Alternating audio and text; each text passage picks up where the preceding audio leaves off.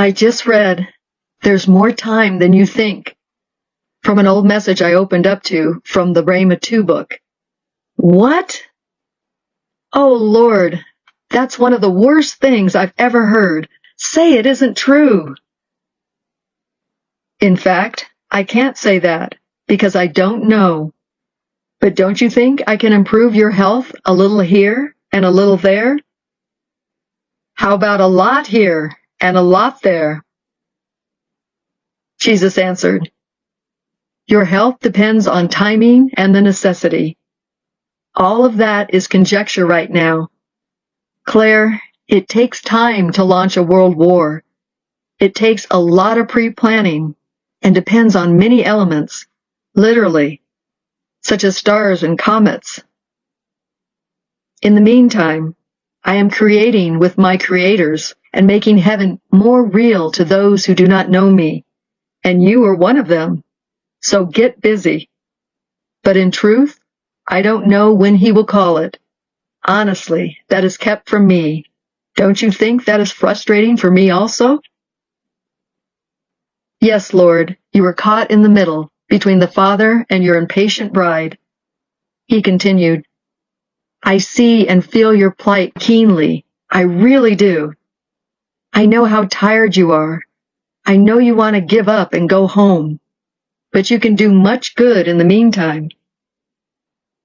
Every day you can do a little good, and it all adds up, you know. That's what I want your focus to be. How much good can I do before my Father makes the move? Then you will be caught doing good, not laying back counting stars. Besides, the work I give you to do is fun and rewarding. Do you have any idea whatsoever how many people in this world would give anything to be in your position? Oh, so many, Claire. Oh, so many. You are very privileged, but don't waste what I have given you. Don't waste it, beloved." "Lord, I don't feel well." "It is a cross, but you do have medicine, and you do have me when it's just too much, like tonight. Your faith has been compromised. You have been battered with lie after lie after lie. But the real miracle is that you keep on believing and get up and keep going. That is a rare grace. I would talk to you all night like this if you could stay awake." "I am pooped." "So I see.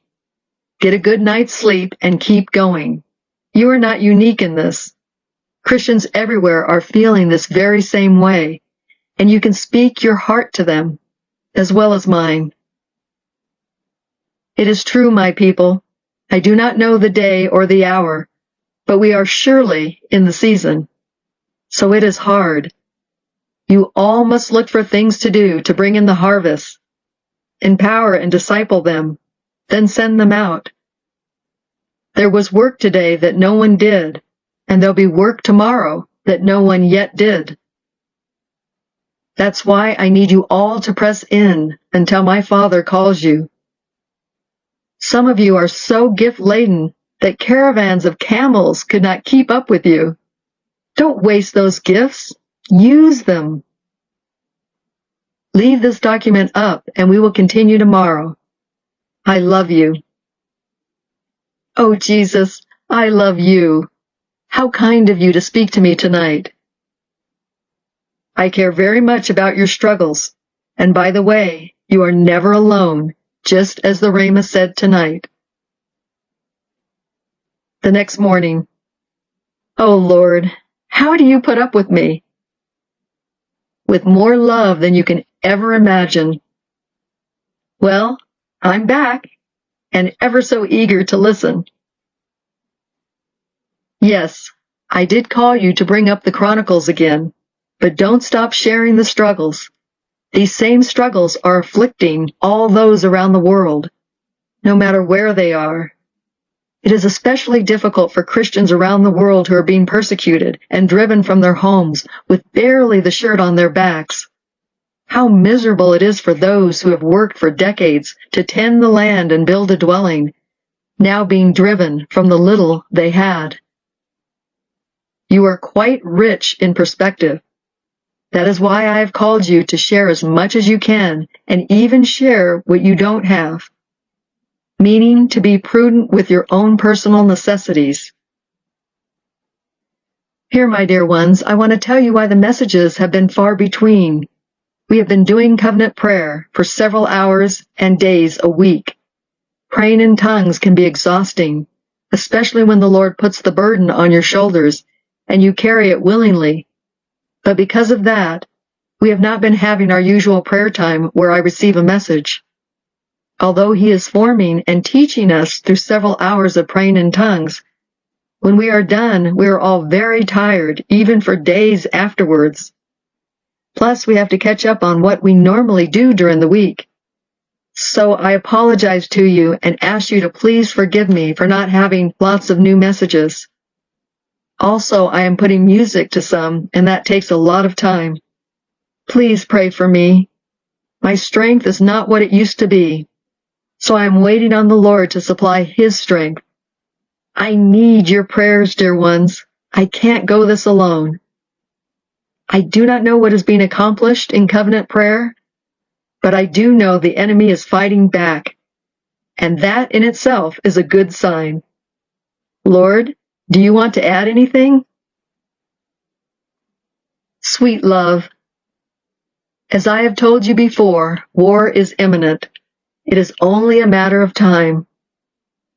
If you wanted to defeat an enemy, wouldn't you wait until they are at their weakest? Just so you are on the cusp of an eternal revolution. The word I gave your brother, chaos will arise from within your border, destruction will come from within your tent, applies here. And also the word from Ezekiel, China is my arrow of judgment on this country.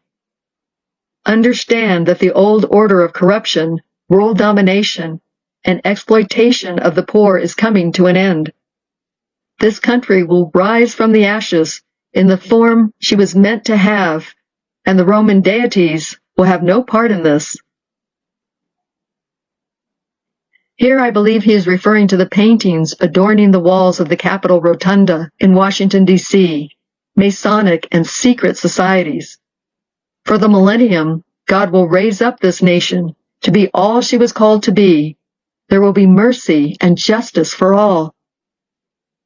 As an aside, one of our brothers said that several Chinese soldiers who came across our border with Mexico were seen target practicing with sniper rifles here in America. Claire, it is all prearranged. They do not want to miss the opportunity to stamp out the great harlot, America, so there are many avenues of attack being planned. That is only one of many. But you have nothing to concern yourself with, for I am protecting you, and all of you who have committed to warring in prayer. You too will have coverage. Your prayers are used on many different fronts, and you will be protected because of your commitment to pray for the world. And that was the end of his message. Thank you, dear Heartdwellers, for joining us in covenant prayer, praying for the conversion of the unsaved and for the spiritually distressed, that they will make the right decision and be found on the Father's side before it's too late. May God bless you and keep you close to His heart.